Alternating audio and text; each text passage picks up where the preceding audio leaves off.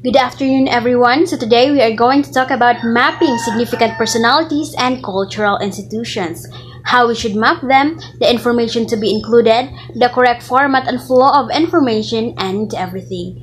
So before we proceed, let's define first what significant personalities and cultural institutions are. So let's first unlock some difficult terms. First, significant personalities are those people who influence and contributed greatly to the community or even to the country. So these significant personalities are those people di ay na naidakong natabang o na-contribute sa komunidad, and these contributions made a great impact or change a certain community. Next, cultural institutions are those institutions with an acknowledged mission to engage in the conservation, interpretation, and dissemination of cultural, scientific, and environmental knowledge, and promote activities meant to inform and educate citizens on associated aspects of culture, history, science, and the environment. So, in short, kaning cultural institutions, they work and perform a cultural role, such as educating us the citizens about our culture, engage us in conserving, promoting our culture, and many more. So, kanis lang duha significant personalities and cultural institutions, they have had a significant contributions to a community. So now, ari na ta sa main event, mapping significant personalities. The data about prominent men and women in the community can be mapped from the following clusters.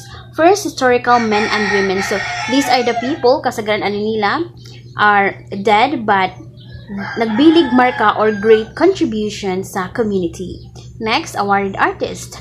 Artists and cultural workers living and working in the locality. So, pwede silang mga painters, weavers, manililok, or unsa pa na naghatag og garbo sa komunidad, and they are working and living in the community.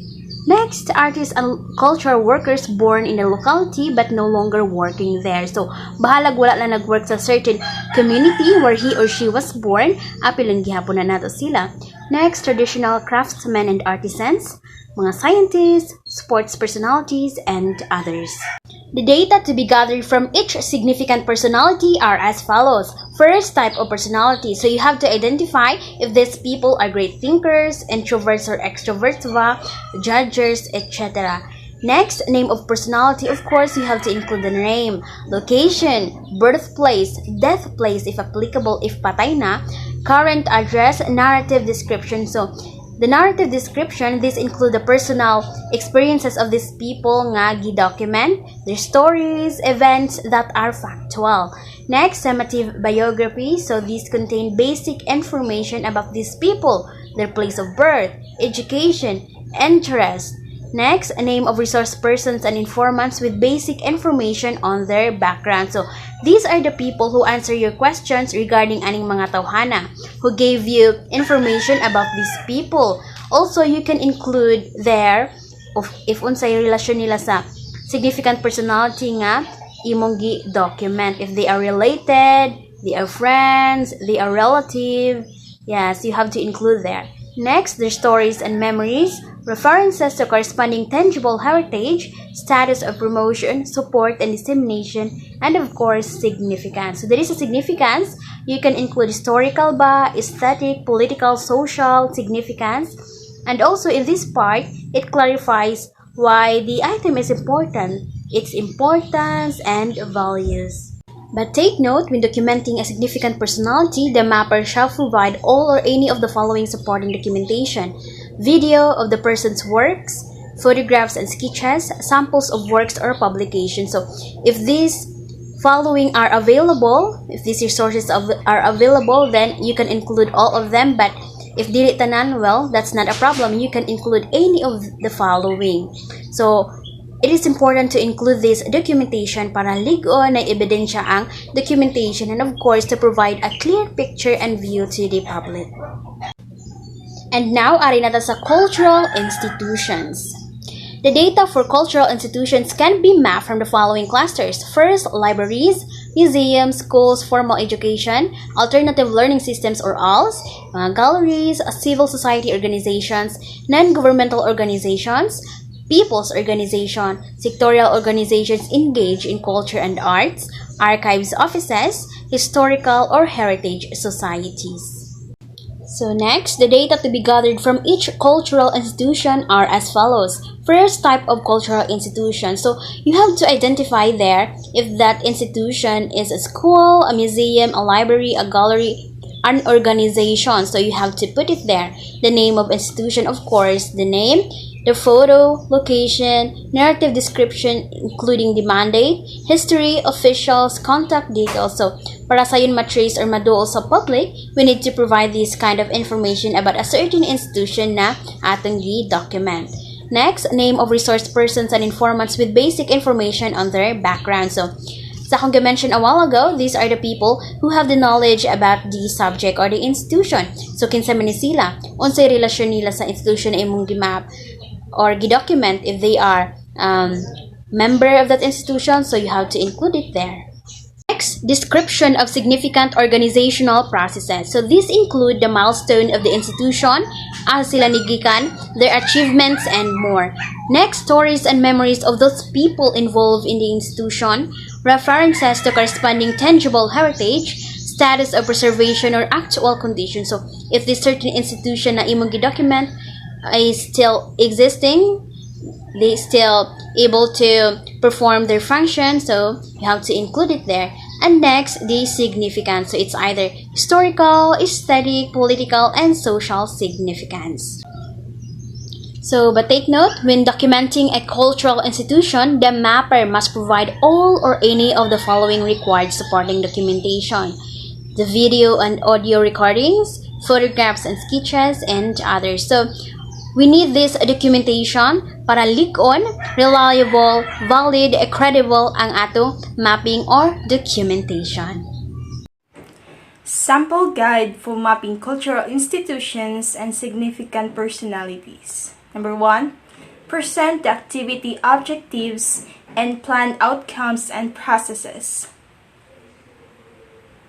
Number 2, introduce the mapping form for personalities and institutions and explain the data fields and the possible data for each field.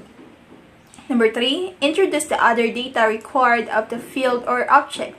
The following: references to tangible heritage, significance, remarks on changes over time, hazards or risk, condition, status of preservation, vulnerabilities, issues and challenges, methodology for data gathering, informants and sources. Number 4, as an exercise, select an example of a personality or institution item in the community. In a participatory action research process, the workshop members shall fill the details required for the said item. For example, a local weaver or performer, writer, hero, or an NGO or artists organization. Number 5, provide tips on the following: selection of person or institution, informant, process of interview and calling out information from the informant, process of recording the content of the research, voice recorder, cell phone camera, video, and stills and note-taking. Number 6, the local mappers are sent back to their respective communities to map out personalities and institutions.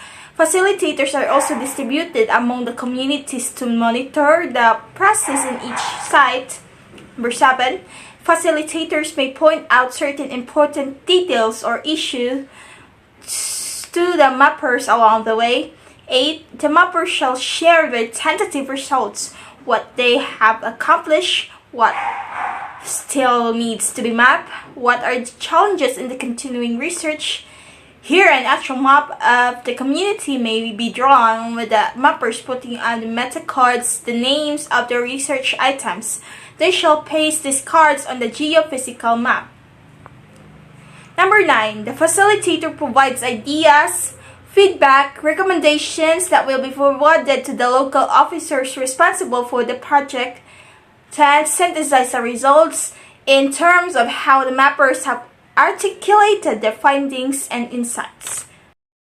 So, here is an example or the sample filled out forms in mapping or documenting significant personalities. mao ni siya ang flow of information and the things we need to include. So first, of course, naadjud ang name, di jud siya pwede nga wala.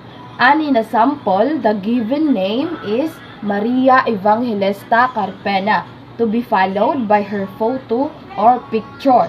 Of course, it is also needed so we can identify who is the person we are mapping or documenting for.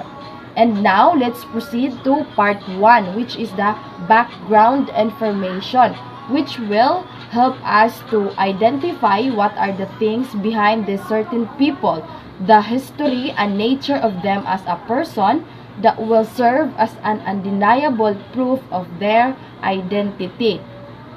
This will include the date of birth of our target person, which is Maria Evangelista Carpena, to be followed by his or her date of death. Take note, in this sample filled out form, the significant person we are mapping has already passed away. Basi naglibog mo nga nung gi-map pa nga patay naman siya. But according to the first reporter, Miss Ponce, naa siya standard or clusters to be followed whenever we do the mapping. We can only map certain personalities if this certain person has a great contribution to our locality, whether these certain people are alive or dead. And another part of the background information is the prominence. In this part, it talks about kung asa nga field na known for ang person na atong gimap.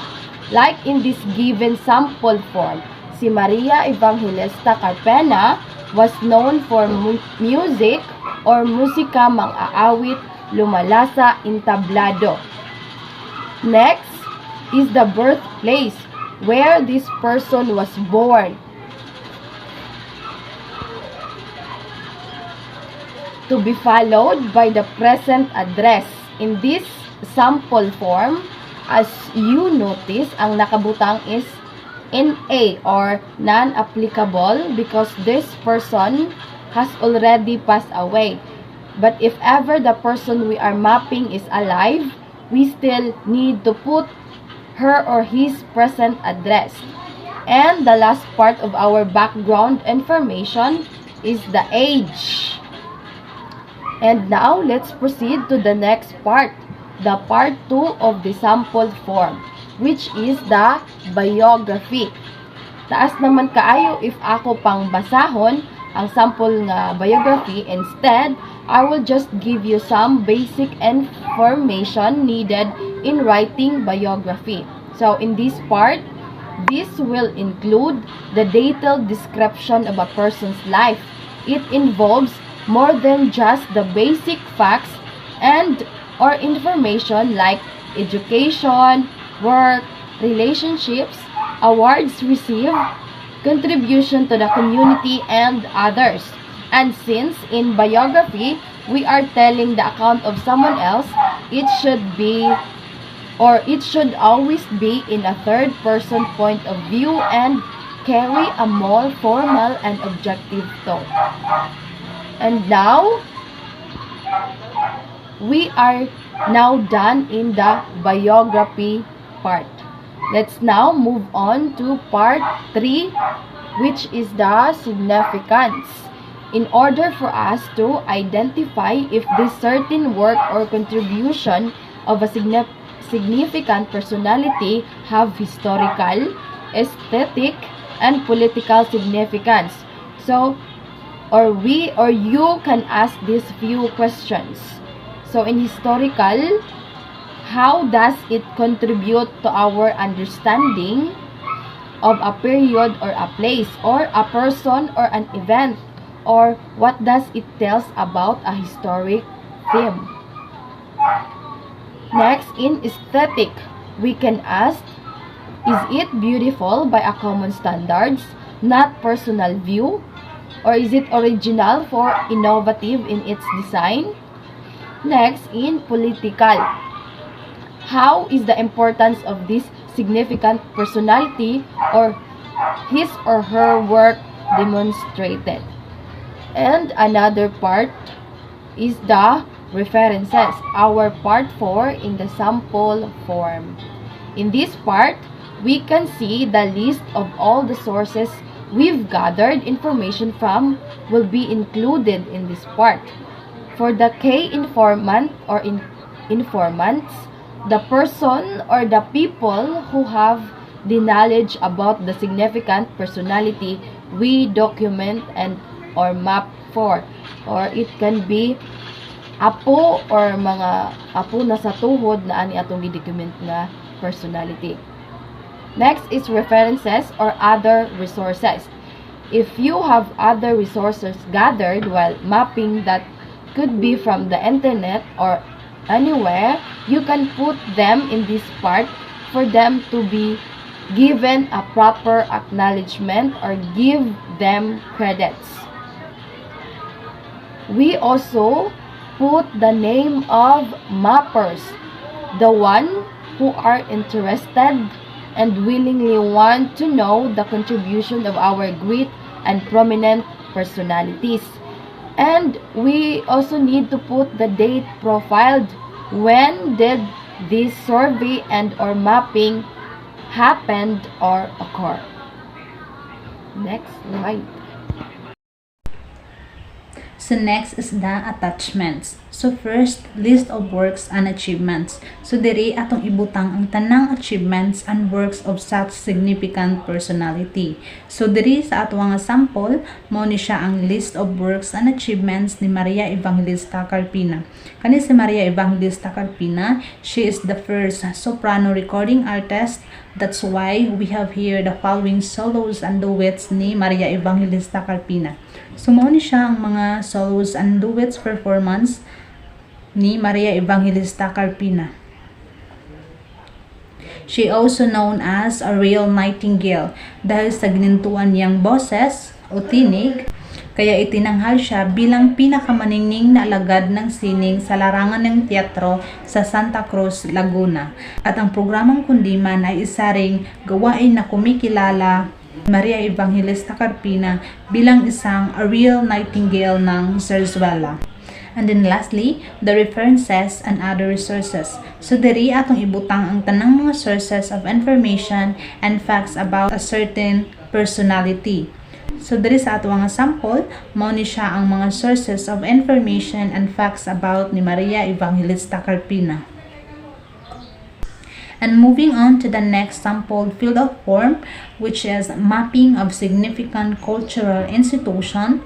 So, mauni siya ang flow of information of what we need to include in documenting such an institution. So, first, atong ibutang ang name of institution. And then, the first part, background information. Nya under sa background information, we have here the municipality or city, the province, location or address kung asa na belong kana nga institution. O nya, photos. Diri sa photos, atong ibutang ang picture of such institution. O nya, ubos sa picture, we also need to provide a short description or an overview about such institution para sa makibalo sila kung unsa ni about nga institution. So, kani nga picture diri mao ni siya ang Dagway Sigmahon Incorporated. So, diri sa ubos sa picture, mao ni siya ang short description or an overview about the Dagway Sigmahon Incorporated. In continuation for the mapping significant culture institution, which is the Dagway Sigmahon Incorporated as an example, so diri sa type of culture institution, diri nato i-identify if that certain institution is a school, museum, organization, etc. So diri sa sample form, ang cultural institution na Dagway Sigmahon Incorporated is a community theater, cultural, non-government organization. For the part 2, the narrative description. Diri sa narrative description, diri butang ang mga mandate, history, officials, contact details sa institution nga atong i-document, which is, for example, ang Dagway Sigmahon Incorporated. And under sa narrative description is the vision, mission, and goals. For the vision, dapat it states what the organization aspires to become in the future. And for the mission, it is what reflects the organization's past and present by stating why the organization exists and what role it plays in society. And for the goals, more on specific aims that organizations pursue to reach their visions and missions. Next is the organizational structure. Inside the boxes are the people or set of officers and staffs nga nag-compromise sa organization, which is tagsa-tagsa na nila is na responsible sa ilang organization. Next part is description of significant milestone. Diri na part, these are the milestones of institution kung asa sila nagsugod, nagikan, and also their achievements and many more. For the part 3, the stories and narratives. Kani ang mga life stories sa mga tao who are part of the institution. So these are the testimonies and stories and narratives of the people who are part of Dagway Incorporated. So hi everyone, the next slide is Rolly D. Miguel, 32 single. He started his career as stage actor and dancer at the age of 16. Here, you can see the profiles. And the next is the significance. Here are the social artistics. Here in significance, ang Dagway Sigmahon, mauna siya ang institution na gidocument sa sample form. So, makita na to diri kung unsa ang ilang pakay, which is para sa katawan sa ilang community. You can also include here in significance the historical, aesthetic, political, social, among others. Kay kani sa significant, nag-clarify ni siya nga kani nga item is important. Its importance and values sa ilang organization, which is the Dagway Sigmahon. Na siya social artistic significance, and that is the Dagway Sigmahon is a youth-oriented program of Sigmahon Foundation for Culture and Art. So, here you can see the significance. Next is the assessment of the institution. Here we can see the condition status of the institution. So, diri na to ibutang if ang certain institution kay ni-exist pa ba, nagpadayon pa ba gihapon ang ilang operation or function, o unsa ilang current condition. So, diri awa ang ilang Dagway Sigmahon o mauni sila ang ilahang condition status of institution sa ilahang sample form. Next is the constraints, threats, issues, and challenges.